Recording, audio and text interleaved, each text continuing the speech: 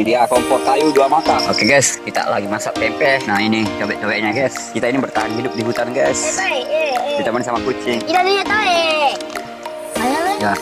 Iya. Habis akhirnya kak. Oh sudah tempe. Nih kasih lagi tempe. Biar kalian dia makan. Tadi banyak airnya, sekarang sedikit. Enaknya guys, pakai panci tanah, pakai kayu bakar.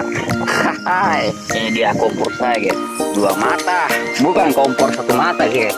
Bisa berapa mata ini guys? 1, 2, 3. Wah, ada display lagi tempe. Oke guys, kita kasih makan kucing ya guys. Nih makan tempe guys. Kita berada di hari kedua guys. Rencana sini 1 minggu. Ini bakal enak guys, karena kita pakai bahan apa ini? Bahan alami, kompor alami guys.